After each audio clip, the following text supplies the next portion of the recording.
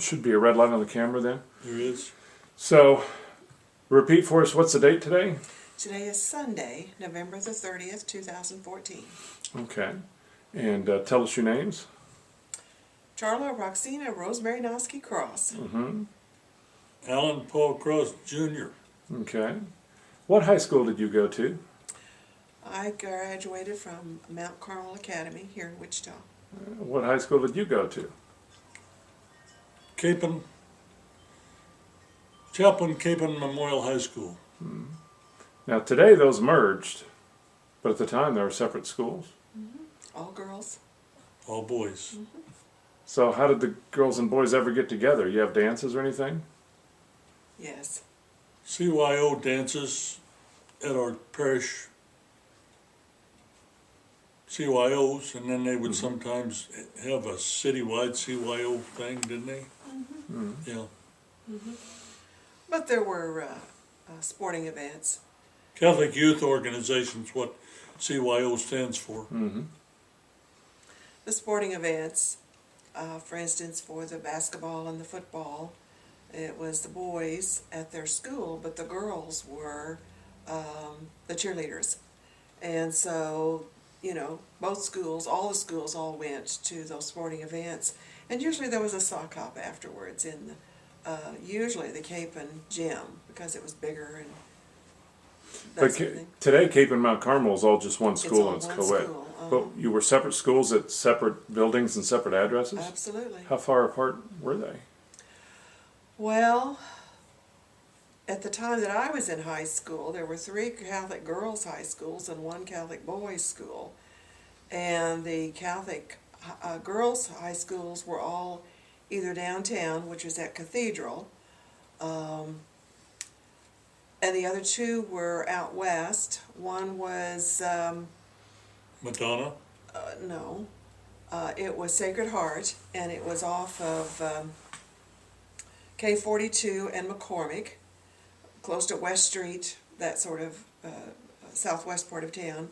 And Mount Carmel was off of Douglas and Mount Carmel, which was just this side of, or just east of West Street. Kind of gives you a little bit of bearings if you know the Wichita area, but Capon was clear on the east side. Central Woodlawn. Central and Woodlawn. And in my junior year, though, the Mount Carmel, there was a new school built. And that was at Rock Road and Central, which was a mile east of the Capon building. And that's why it was easy for, when they all became co-ed, for the Capon Mount Carmel facility to become one. They just added on to the new Mount Carmel. So, but anyway, that's where they all were. When you were in high school, what part of town were you living in? I lived in the southwest. Was that Exposition? Close to Seneca and Douglas. And what part of town were you living in? About the 4200 block on North Arkansas and a block east. How far away are those? Probably 6 or 8 miles apart. So you didn't go to school together, you didn't live in the same neighborhood at all. How did you two meet? I was going with a gal, and I had a buddy named David Betson. The gal I was going with was Mary Margaret Hain, and I met her through Marvin's girlfriend, Regina Meyer, at a CYO function. And I went with Mary Margaret for a few months. And then my buddy, David Betson, didn't have a girlfriend at the time, so I asked Mary Margaret if she had a friend and we could double date with Mary Margaret and I with David and her girlfriend. Her girlfriend turned out to be Charla Rosemary Nosky. I had a hell of a time with her last name because it was 13 letters, all one word, and I just didn't understand that. So I went and picked Mary Margaret up one night in my old Volvo, it wasn't very old at the time. I think it was a 58 Volvo. And this was probably 1962, so it wasn't a very old car. And then we went over and picked David Betson up at his house, and he lived over off of Central and Woodchuck, or Maple and Woodchuck. And then Mary Margaret told us how to get to Charlie's house. And I drove up there, and we parked in Charlie's neighbor's driveway because Charlotte didn't have a driveway. Charlotte's folks didn't have a driveway. They didn't have a garage. They just parked their car on the street. But the people right next door north had a driveway. I pulled in there, and I think Mary Margaret went and knocked on the door and with Dave, and they brought Charlotte out to the car. Then there was four of us, and I saw Charlotte getting in the back seat of my Volvo. And I forget what we did that night. We went to a dance or a movie or something. Went to the movies. Went to a movie. And then I took, after the movie, I took Charla home. And then I took David home. Then I took Mary home. And when I let Mary out at her house, I said, how do I get a hold of Charla? And she was pretty upset with me. I think she wanted to keep me. Mm-hmm. Anyway, here a couple months ago, I told Charla I found her in the back seat of a Volvo, because that's when I first laid my eyes on her. You were getting in the back seat of my Volvo. I found you in the back seat of a Volvo. So I started dating Charla. After that, I called her and she agreed to go out with me, and I don't even remember where we went for a while, but we started dating each other. And I took her to the senior prom. And I don't think I did Mary right, because I think I had invited her already, but I dumped her. But Charlie didn't seem to mind. Well, before I said yes to going to the prom, I talked to Mary. And she said, you can have him. So who dumped who? Well, she was my friend since first grade. I mean, so I just wanted to do the right thing. So I never said yes until I talked with her. And she said, I don't want to go with him anymore. So she said, you go. So that's And she why I was a did. good gal. Yeah. And she got married to a guy, and they moved to South Bend, Indiana, and I think they had 8 kids, didn't they? And then she died here about probably 15 years ago. No, not that long, just a few years ago. So I'm married a gal with some longevity. Well, what made you want to ask her out? She was just really pretty. And then after we dated for a little while, she made me pizza, and then I was hooked. She knew how to make homemade pizza, and it was the best pizza I'd ever eaten. Really? Mm-hmm. You went to, one of your first dates was at Pizza Hut? Later on, we went to Pizza Hut, but I would much rather have had her homemade pizzas. It was really good. Mm. But we went, I think one of our early dates was at a Pizza Hut on Douglas, not too far from her house, pretty close to Vine Street or something. And I think it was the second Pizza Hut there ever was. And I went to school with one of the Carney boys, but it was his two older brothers that started Pizza Hut way back when. And Pizza Hut went worldwide, I think. And then they sold it a few years ago to PepsiCo.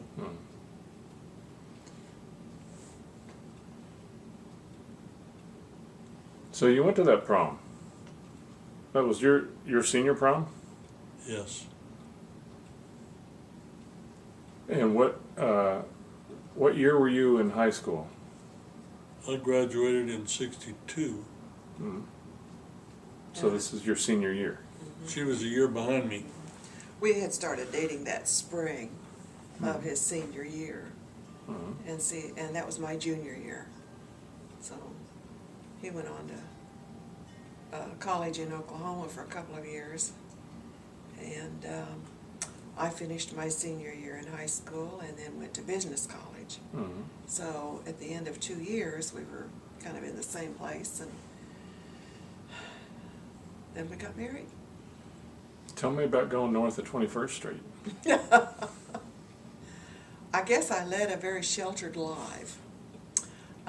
We walked everywhere or rode the bus, and we, as a family, we did not have a family car until I was in the 6th grade, and so we just really didn't have much, you know,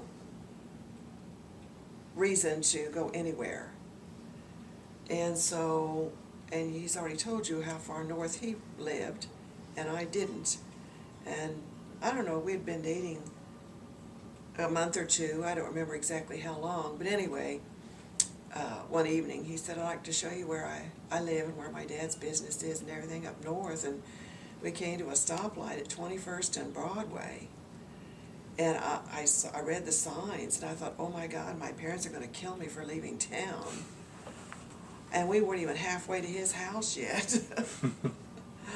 But it was just so strange because I'd never been that far north, you know. So he lived in a different world than I did. Now you've been all over the United States and several parts of the world. Now, this home even is where? Quite a ways, yeah. Well, after we were married, we lived in Park City, which was about the 6100 block north. Mm-hmm. My dad wouldn't come to see us but more than once a month because he said it was so far out of town. Kind of gives you an idea of, you know. Probably only about 8 miles away from her house. Yeah, but it was, you know, just different. Mm-hmm. Just different. How close was work for him from home? At the railroad? Probably about a mile my, away. My dad's Yeah, work? yeah. Probably a mile, yeah. And he, when I was a little girl, before we got the car, he had a carpool. Somebody always came and picked him up. He always had a ride to work. Mm-hmm. And then after we got the car, though, I think he still had a ride for a while. But then there was a time when he did the driving and would pick other people up. Mm-hmm. So when Mom needed the car during the day, you know, she would take him to work and keep the car. Mm-hmm. And that's just what you did in those days, you know. You didn't have a driveway full of cars. But he came from Massachusetts and he served in World War II in the European theater. So he'd been quite a ways from home a few times. Yeah. And your dad served in the war. My dad served in the Pacific, Okinawa, Mm-hmm. some of those islands. So when you were away in college, how far away was that? Shawnee, Oklahoma was where the college was. It was St. Gregory's. At that time, it was a junior college. All And, boys. all boys. Now it's co-ed and it's a 4-year university. But at that time, they even had a high school for the younger boys. And now it's not a high school anymore at all. It's a 4-year university, and it's co-ed. And it's about 40 miles east of Oklahoma City. And when I first started going to college down there, I-35 wasn't even done all the way between Wichita and Oklahoma City. We had to take some of the state highways because Interstate 35 wasn't done all the way. But a year or so later, the turnpike and I-35 was done, and Marvin drove the first year in a 1955 Chevy, and I drove the second year, and he rode with me in a 60 Chevy El Camino, and we graduated from St. Gregory's in 1964. But it was a real good college, and I studied hard. I had 81 credit hours at the end of 2 years, and I graduated with an associate's degree. I never went any further than that, but I feel like I had a pretty good education, and it was a Catholic education, and we didn't have the distraction of all the girls except when we come home about once a month, You came back once a month. approximately. You and Marvin both? Usually, yes. I hitchhiked home a couple times, before we had a car down there the first year. And I wouldn't do that for anything nowadays. And it probably wasn't really very safe then, but I wanted to come home. Mm-hmm. But Charlie wrote letters to me frequently and vice versa. And I joined the Air National Guard, went to boot camp in Lackland, Texas, shortly after, well, it was Thanksgiving and Christmas time after I graduated in May from St. Gregory's. And I think I proposed to you that Christmas. And we got married that following August in 1965. That was the days when there was a draft, and that was the beginnings of the Vietnam War. And Dad wanted to start his own business. And so just, joining the Army or Air Force or something, and knowing that you were definitely going to Vietnam and spending, 3 to 4 years in the service would kind of wasn't working into his business plan. So joining the Air National Guard with boot camp and then 2 weeks every summer and 1 weekend a month was something he thought he could do and still take care of his responsibility. Marvin and I went out to the air base, McConnell, and took our physical together, and I knew he was healthy as a horse. I had asthma. I couldn't play sports in school. He played football and basketball, and he had plenty of wind, and I didn't due to my asthma. And I didn't think I would not pass my physical, but I knew damn good and well he would. And he flunked and I passed. So I wound up going to basic training without my buddy. But I met some good friends down there, and they flew us down there on a Goonie Bird, which was a C-47 paratrooper plane. I thought they was maybe going to make us jump out, but they didn't. They landed. And then they flew us home. Nice. They flew us home commercial, and we were wearing our uniforms, and I felt pretty fancy coming home. And that's when wasn't too long after that, Charlie picked me up at the airport when I come home from Lackland. I still had to go to McConnell for a few weeks, but I was stationed here in town. And then after a few weeks of basic training and OJT, I was part of the reserves. And then shortly after you were born, I believe it was in January of 1968, the North Koreans seized a ship, the Pueblo, with about 1,000 men on board and held them captive for, I think, about a year. And the president activated several National Guard units, and mine was one of them. And we went out to McConnell one night, not knowing where we were going to be in the next 24 hours. But we were stationed out there for about 6 months before they sent a good part of the unit to South Korea. They sent a few people to other places around the world and here in the United States. Brian Breimer got stationed in California, and I didn't really know him very well at the time. Later on, he turned out to be my brother-in-law, and thank God I got stationed at McConnell because we were operating on a shoestring financially, and if I'd have got shipped out, we weren't getting paid very much at all, about $90 a month, I think, back then. And our house payment was $85 a month.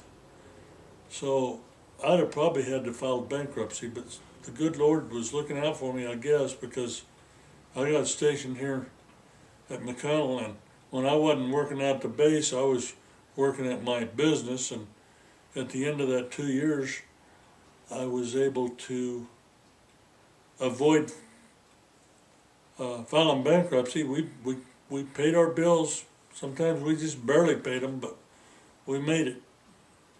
Charlie and I didn't go out to dinner or to a movie for that whole year and a half. It was very stressful. Mhm. And then Donna come along before the year and a half was over, and I was glad when we got discharged a year and a half later after we were activated. And been working pretty hard ever since, and we finally got a little financial security, and we're out of debt, and feels pretty good. When you were discharged, were you still in the Air National Guard or were you out? I was in the Air Guard for, I think, a short period of time, but I joined in 1964, and by the time my year and a half was up, my 6 years was my 6 year obligation to the Air National Guard was about up. So I think they let us out a few weeks early because of our active duty time. Mhm. But I was a weekend warrior. We went to summer camps up in Wisconsin, and when I wasn't activated, and we had weekends out to base once a month, and I learned how to make SOS. If you don't know what that is, you're not keeping up very well. But Charla, I taught her how to do it. Now I don't even know how to do it. One of my favorite meals was breakfast out to base with SOS and eggs, and it was really good. Mm-hmm. You gonna tell the camera what SOS is? It's crap on a shingle. Yeah. Is there a clean word for it too? SOS. Actually, it's hamburger gravy. Mm-hmm. That's Chip all it beef on toast is what I Yeah. know. Yeah. Only they use hamburger instead of chipped beef, but you know, that's all it is. Mm-hmm. I still like it. Mm-hmm. I learned how to carve turkeys out there, Mm-hmm. and I still do that today. Mm-hmm. Who taught you? Bill Simmons. Mm-hmm. He kind of took me under his wing. He died a few years ago, and he was real good to me. He knew I was a worker. A lot of the guys kind of looking for a place to hide out or act like they were doing something when they weren't. And I was out there, and Bill took me under his wing, and I was helping him a lot, and I learned a lot from him. I forgot most of it, but Bill was a good friend of mine. He died about 8 or 10 years ago, probably. So where did you get married? St. Joe Catholic Church. Mm-hmm. That was her parish when that's where she went to grade school. Mm-hmm. It was 3 or 4 blocks from her house. And we've gone to church there a few times since. And I've got a photo album, I know, so there was plenty of people on both sides of the family that were there. Do you remember who all was there? Yeah, St. Joseph Parish is where like Dad said, I grew up. Went all through grade school there, and then Mount Carmel for high school. And we were married on August the 21st, 1965. Mm-hmm. And then the reception was at a hall in downtown Wichita. Hypatia Club. The Hypatia Club. But yeah, I think we had about 100 people at our wedding, and you know, family and friends, and it was hot. It was summer, Mm-hmm. but it was lovely. And the friend that he just spoke of, his friend Marvin Newtons, was his best man, and my sister Carol was my maid of honor. And there was a lot of orneriness in some of the young men at that time. And so Dad knew to hide our car, the car we were going to go on our honeymoon in. Mm-hmm. So they used Marvin's car, but they used shoe polish that bled through the paint, and so the car had to be repainted afterwards. And I did that. took air out of the tires, so you couldn't go anywhere until they were aired back up, and just all kinds of things. But eventually it all worked out. It was kind of fun. A month later, when Marvin and his wife got married, they used our car to leave the church and go to the reception. And he had flat tires. And he had flat tires, and Marvin's family, particularly the extended family, were a lot ornerier than anybody we knew. A lot ornerier. But they knew that shoe polish was off limits. So at the rehearsal the night before, they laid the law down, said you don't touch that car's paint job. We had a 63 Rambler American Classic. It was only 2 years old. Marvin had a 64 Chevelle Malibu. And he bought it from my dad and it was damaged. And I fixed it up for him for putting a new siding on our house and a new roof on our house in Park City before we got married. Mm-hmm. Right before we got married, we decided we better get the utilities turned on at this house that we bought. And when we turned the water on, it was a house that was built on a concrete slab. And when we turned the water on, water started coming out the light fixtures.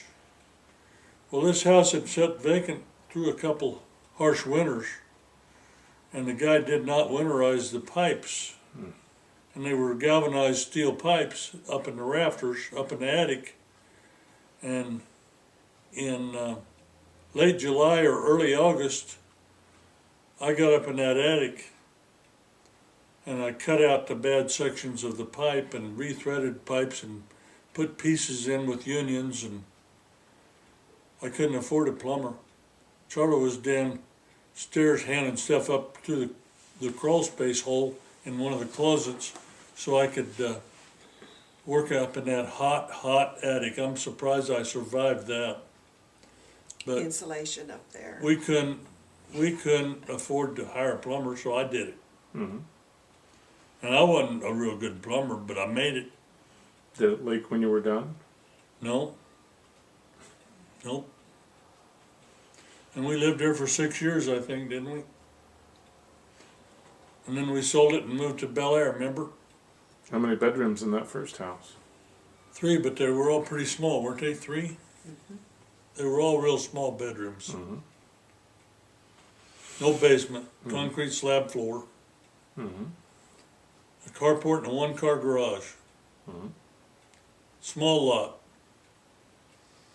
It was built right after World War II for the soldiers that came home and started families.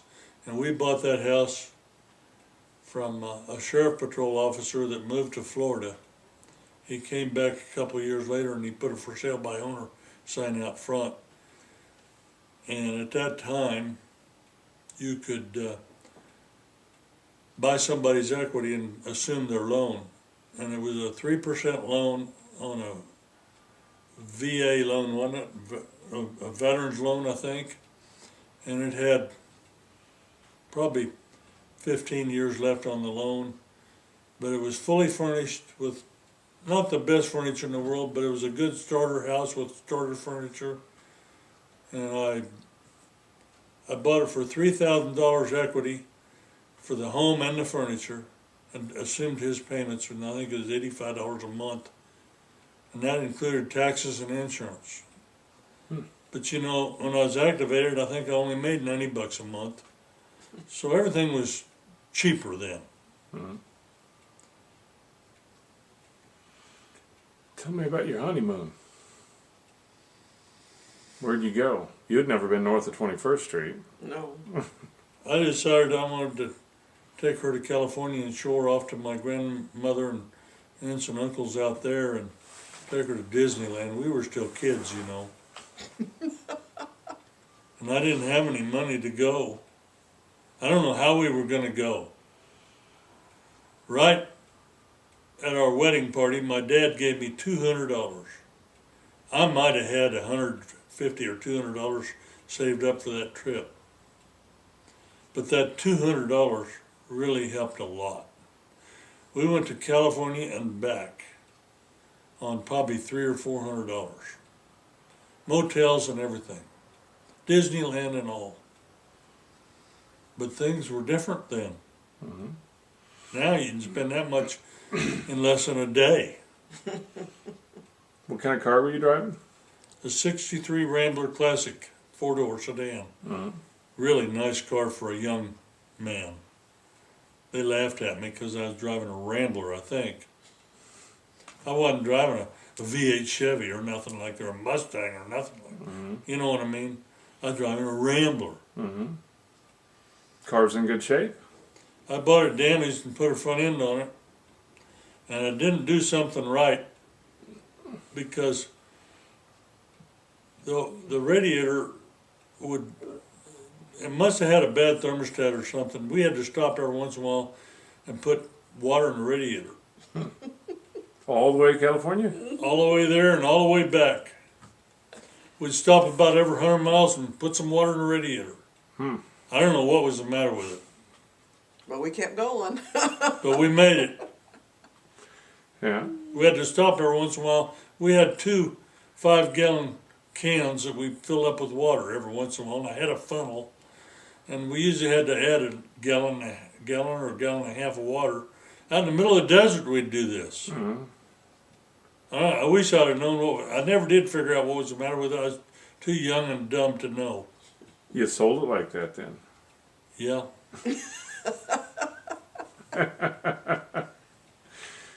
That was before interstates. Was that 66? We took some interstates and some 66. Yep. The interstate wasn't done all the way. They were working on the interstate. Yeah.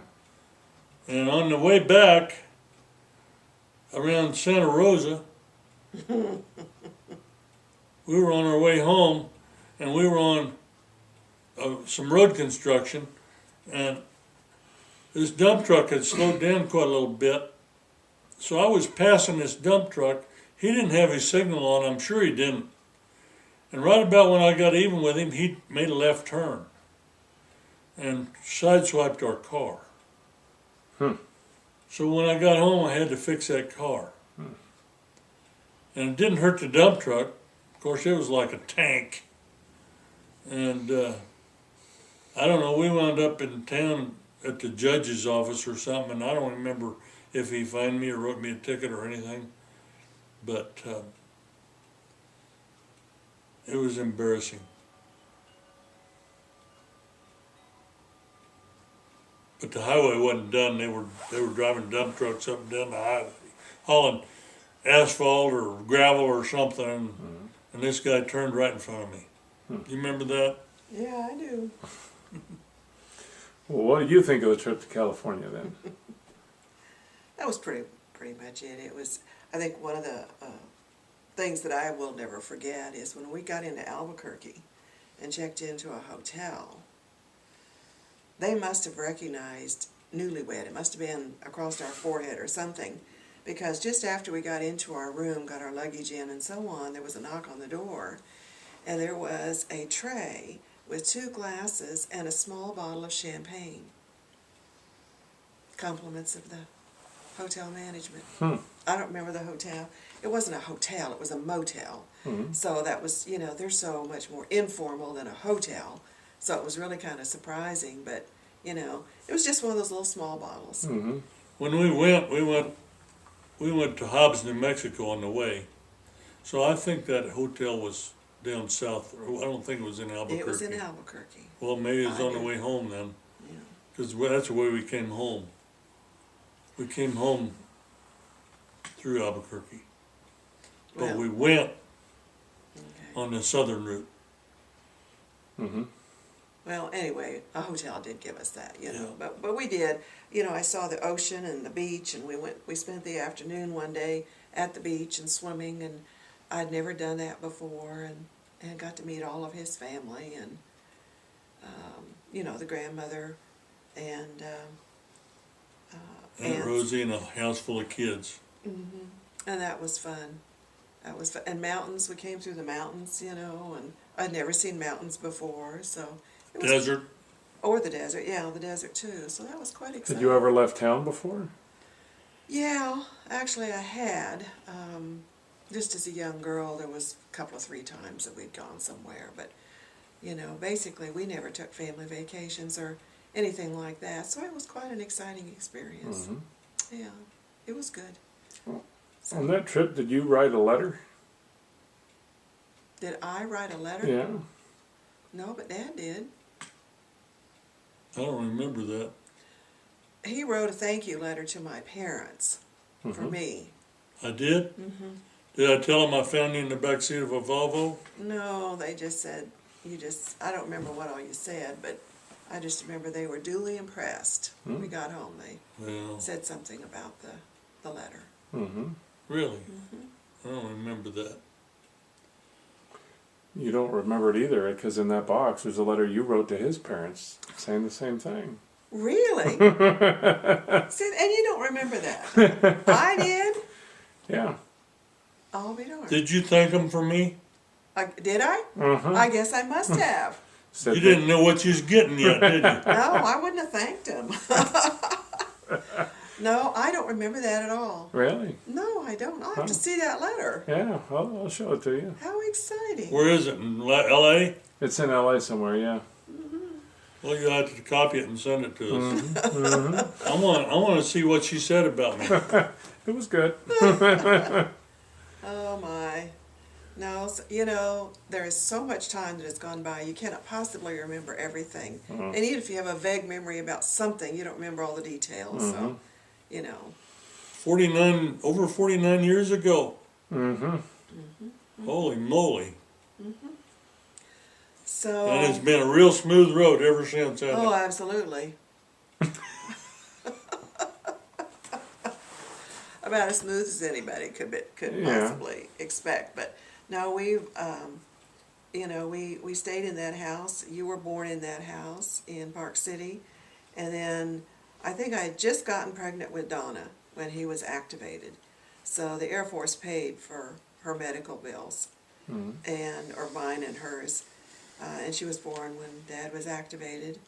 And then I think once he was discharged, we moved to Bel Air. And then Pam was born in that house. Not in the house, but while we lived there. And then we moved over into the west side of town, so that the parish called St. Jude, that you kids could go to school there, Sherwood Glen. because they had a grade school at the St. Jude, but not in the parish we were in. So, you know, we were there just a few years, and we built this house that we are being filmed in right now, and that was we moved in here in the spring of '79, and we've been here ever since. So 35 years. A little over, right? Yep. Yep. a little over.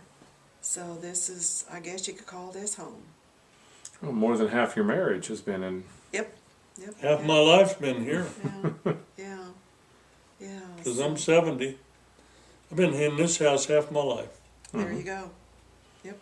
You must like it here then. Well, it's been good to us. You know, it's been good to us. This was the county when we moved here, and there was nothing here. It was all open field. And now you can see there's lots of houses around us, and now we are in the Wichita city limits. This was the first house on this street. Now there's a lot of traffic out front and a lot of houses down the road. Who was the contractor on this house? Marvin Nadens, my roommate, my college roommate. I met him in the second grade, and we're like brothers still today. We go to breakfast a couple times a week, and he's leasing that north building from me at the shop. Him and John. So, what else would you like to know about us? Well, If you've got boxes that have letters, you probably know more than we do. I just found that one. I haven't found the letter he wrote, but I found the letter you wrote. But Oh, if I he see. wrote it to your parents, who knows where that is. So this was in some things that came from Grandma Cross. Mm-hmm. That's why you've got that letter. Oh, but he sent a letter to my folks too. Well, while we just kind of take a pause, I'll ask you, if somebody were to ask you about your 49, almost 50 years together, what would be the highlights or the biggest memories of that time? Well, you know, there's so many. How would you, you know, sum them up quickly and easily? So I think the main things would be the birth of all of our children. Mhm. You know, what a great gift God has given us with our kids, and everything that goes with that in terms of, you know, your being raised and all the accomplishments that you guys have done, and graduations, and you know, all those kinds of things too. And then of course then the grandkids that have come along from Donna and Pam. So those are the biggies, but then, you know, there's always these other little personal things, which would include, you know, Dad's business and some of the things that he's changed and added, and that sort of thing, which when we were in the tire business, some of the highlights of that were the incentive trips that we earned, and which meant traveling to Europe and being wined and dined like, you know, we were special, that sort of thing. You know, all of the friendships and experiences that we've had with all of the people we've known, not just the personal friends, but the employees and the extended family, and, you know, that sort of thing. Because the longer you live, the more people you know, but also the bigger your family gets, so there's more family, you know. And just all of the things that anybody else would say was important is just deeply, deeply important to us. Like the family gatherings yesterday and the day before, and Yeah, yeah. Being able to have everything Thursday and here. Friday, Thanksgiving, yeah. And I know for a number of years we had Christmas Eve here for all of the Cross family. And as that grew, not only our kids, but our nieces and nephews would become teenagers and bring girlfriends and boyfriends. And then as they got older than that, they brought them back as spouses. And then they had kids. And there were times when there was 35, 40 people here for Christmas Eve. And being able to give someone the gift of a place to go, a place to be, a place to gather for a special occasion was the gift that we really enjoyed the most, you know, being able to do that for them. But, you know, my youngest sister's wedding was at St. Joseph, where mine was, but her reception was here in this house. And then, of course, when there was some sadness when Alan's dad passed away, there were times, like the day before the funeral, there was as many as 70 people in this house. But being able to have people here, having a place to go and having a place to be, was always a special gift that we felt was important to be able to give. And Charlotte's a hostess with the mostest. Your mother's a very good hostess. Well, thank you. And I'm getting a little bit better at following orders. What's your biggest memories of almost 50 years together? What do you consider the... Well, everything that she mentioned probably pretty much covers it. Just, you know, just being alive and being able to see what's going on in this world and enjoy this world and enjoy the family. And of course, I got lots of friends, and I'm a member of the Knights of Columbus, and that's very important to me. And I just got a lot of good memories of families and friends, you know. Tell me why family is so important to you. What does family mean? That's the Well, most important part of everything. yeah. Just depends on what part of the family you're talking about, really. If you're talking about your own parents and siblings, those are your roots, you know. I have wonderful memories of my maternal grandmother because it made me feel like that's where I came from. And she always made you feel special one little story about that is when I turned 10, that was a special occasion in her mind because she came and picked me up and took me shopping for my birthday present that year because I had 2 digits in my age. That was a big deal. And I've never forgotten how special she made me feel for that, because of that. Those were, warm fuzzies. That's where you came from. That's your roots. Those are the formative years that make you feel loved and cared about. Then, of course, as you get older and get married and have your own family, these are the people that you are spending the rest of your life with, your children that you are nurturing and raising, and are a vital part of their growing up, hopefully giving them roots, giving them the warm fuzzies that will last them a lifetime. And now, what is it they say about grandkids? If I knew grandkids would be so fun, I'd have had them first instead of the kids.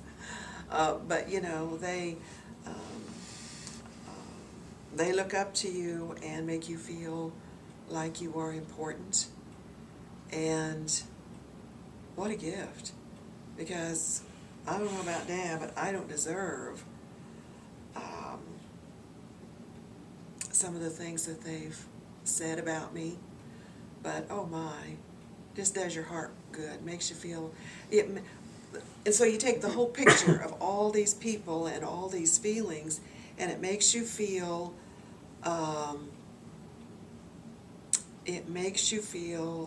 like you are a worthwhile human being. Puts everything into perspective. We enjoyed taking you kids on vacations and camping, and we went on some really nice vacations. But after you kids were grown, we took Dale and Stephanie on some really nice vacations. They were probably too young to remember everything, but they still remember things that we did. And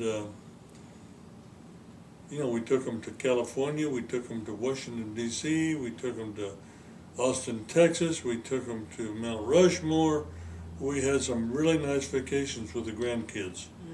Kelly's so far away that it's not working very good for her or us to do that with her, but maybe we can do some of that with her yet. Well, she's only 9. She's not quite old enough to do some of these things too, but I think that by wanting to take, like Dale and Stephanie, because they're older, but when they were younger, the gift to us was that we wanted to, and when we asked their parents about them going, they said yes. And I thought, they trust us. There's no reservations about letting their kids come with us and spend some time with us. We were taking the kids on a long trip, and Dale was in the back seat kind of singing one time on one of these trips. He wasn't very old. He was probably 10 or so. And I turned around. I was driving, but I turned around and said, Dale, are you trying to sing? And he said, no, Grandpa, I am singing. I'll never forget that. Yeah. So a sense of humor is important. Oh yeah.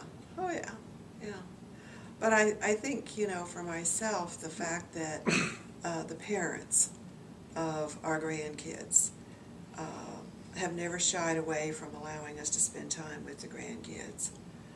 And I value that. I feel like that's my reward late in life, shall we say.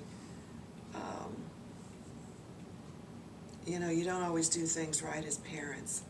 And every parent for every generation will always tell you that. You're never prepared. But as a grandparent, you know what the answer is. But your kids don't yet, exactly. But them feeling comfortable enough with us and trusting us, because I think when Kelly was 7, her birthday's June 3rd, and we always go down for her birthday, down to Texas. And a couple of weeks before her 7th birthday, her mother called and said, Kelly came to us the other night and said, I think I'm old enough to spend some time with Grandma and Grandpa in Kansas. She said, what do you think? And I said, sure. So she came, we went down for her birthday and brought her home with us. And then we met her folks halfway. Or maybe her folks came after her. We've done several different things. But anyway, she spent a week with us. And we had a good time. And her folks trusted us to have her for a week. So the next summer, she wanted to do it again. And so we did. And then last summer, she was 9, but she's decided she wants to know how to quilt. And so the quilt guild that I belong to has an education committee, and part of that means that they do a kids quilt camp every summer, and that was Monday through Friday. I think it was like 9 to 3, Monday through Friday, and she came up and spent that week while we did quilting. And wow, you know, what a special time. Now, if you were to go back in time to maybe 100 years ago or earlier with ancestors that perhaps you never met, what would you want to ask them if you could? What would we want to ask them? Or learn about them that we just don't know? Well, I think for me, because my dad's parents came from Poland, and we really don't know anything past them, I would like to know more about their family, where they came from, what it was like being a child when they were growing up, and why did they come to America? What was the driving force to them to want to, whatever it cost, to save the money, get on that ship and come to America? That's what I would really want to know from them, you know. And as I understand it, that both my grandmother and my grandfather came separately to America, presumably met here, but married here for sure. And in what circumstances would that have been? What, you know, when they came over here, were they told, be sure and go to this town or that neighborhood, that's where the Polish people are? You know, what was it exactly? How did they meet? You know, that's what I'd like to know. I'd like to go back and I'd like to be able to show my grandfather, Paul Cross, my cell phone. Because he was in the telephone business in Sylvan Grove when they had crank telephones. Mm-hmm. And I used to go out and help him. I know I wasn't very good help, but I thought I was at the time. We would survey where to put telephone poles out in the country. And I just think he was a very well educated man, but he was self-educated. He did a lot of reading. And if I could show him my cell phone and what it would do, he would just be amazed. And it would be so fun to do that. Yeah, to share that technology, absolutely. And my dad was in World War II, and he never talked about it very much, but if I could talk to him again, I'd like to know more about that. Mm-hmm. And, you know, they didn't have modern conveniences like we have. My dad grew up in those old-timey cars back in the 20s and 30s, and they were hard to steer, and they had clutches and brakes. I don't think I could drive one of them today unless it was a Model A, because some of those earlier model cars were very difficult to drive, and they had Johnny Poppers, they called them, John Deere tractors, and they had a big old flywheel on them, and they would work with those big old John Deeres. I think they were steam powered, maybe diesel powered, I don't know, but they wouldn't have kept running if they didn't have a big old heavy flywheel on the crankshaft that kept the inertia of that motor. And I remember The farmer across the street from our house when I was a kid had a Johnny Popper, and it would just boom boom, boom boom every once in a while. They didn't have air conditioning.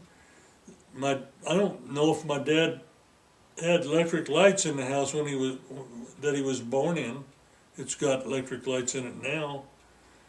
But they used to heat the house with a kitchen stove. They didn't have air conditioning. They didn't have power steering. They didn't even have telephones when he was a kid. But how far we've come. You know, now I can get on my phone and I can turn the alarm on it to shop and turn it off with my iPhone. We've just come so far. I don't know where we're going to be in another 50 years, but it's just amazing. Now let's go the other direction. For your grandkids and then other generations, great-grandchildren, great-great-grandchildren, generations that maybe never met you, what would you want to tell them? Because 100 years ago, we don't have a video recording of those generations, and what would you want to say to future generations and the prosperity in the future? I think one thing I'd like to tell them is the 10 Commandments are a good guideline for living your life. And the people that tend to get away from those 10 Commandments they have a lot of problems, and they're not very successful, and the 10 Commandments are just a very good guide on how to live your life. And if you can follow those 10 Commandments, I think you're going to be successful. That's the biggest thing I'd like to say. Yeah, that's a good advice. That's good advice. Because the 10 Commandments have always been around, and they will be until the end of time. But I think I would like to say, too, that you need to be true to yourself. You need to know who you are, and not to rush into any decisions in life, to be to get as much education as you can, and to do what you enjoy doing for your work. If it's going to be a job that is going to be something you hate every day of your life, it's going to be a miserable life, you know. And as far as spouses and having your own family, find somebody that you not only love, but that you respect, and that can be someone you confide in, can be a friend, and that you can talk to, and that will serve you well throughout your whole life. Is there anything else you would want to say that I didn't ask the question, but you wanted to say it?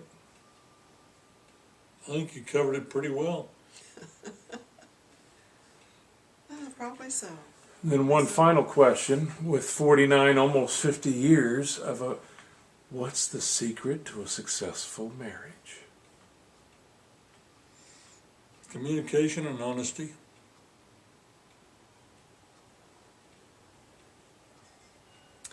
If there really is a secret, if I knew what it was, I could sell it and become very rich. I think everybody has to figure that out themselves. You know, it's one of those things that you can tell someone, and they can intellectually say they know it, but until they have it in their heart and in their gut for living it, it's still not going to be a reality. But that's why if you're looking for a spouse, or even if you're not, to find someone that you can truly love, not someone that you have to put up with or tolerate. Someone that you can talk with, as he said, to communicate and so on, then it will all evolve. It will all work its way out. You know, I think that you could ask 100 couples who've been married almost 50 years and ask them the same question, and you'd get, 100 different answers. I don't know what the secret is. Is it endurance? I know you've had to endure quite a bit. Well, I think, you know, I've had to endure a little bit. I think we both have, but I think that a lot of times people are too willing to jump into marriage too quickly, and then regret it so quickly that they get the wrong idea about what marriage is, and so or sometimes we watch TV, we watch movies, and that's where our ideas come from. And we have to remember that some of these fantasies are just that. That isn't reality. Her wedding vows were different than mine. She promised to love, honor, and obey. They don't have that anymore. They don't say that word obey anymore. But I've adapted. What was your wedding vow? Well, I didn't say obey. And I don't know for sure the exact wording, but it was love and honor and cherish, I think, wasn't it? I don't even remember. And I really think I don't. do that. I don't remember the obey part either. I do. But I won't hold her to that part anymore. That might have been your vow for me, not the official one. I think it's kind of turned around into that. What does that mean? Alan, take out the trash. Oh, But that used to be part of the female's vow. yeah. Love, honor, and obey. That And one- they don't have that anymore. And I don't think they should. But I always like to hang it on her for that. that was a good comment. You know. Good. Well, if anything else you wanted to say? No, I can't think of anything. We could sit here and talk for hours and hours and hours, but I don't know how important I'm it would talked be. out. I don't know how important it would be, so. Well, we'll turn it off then.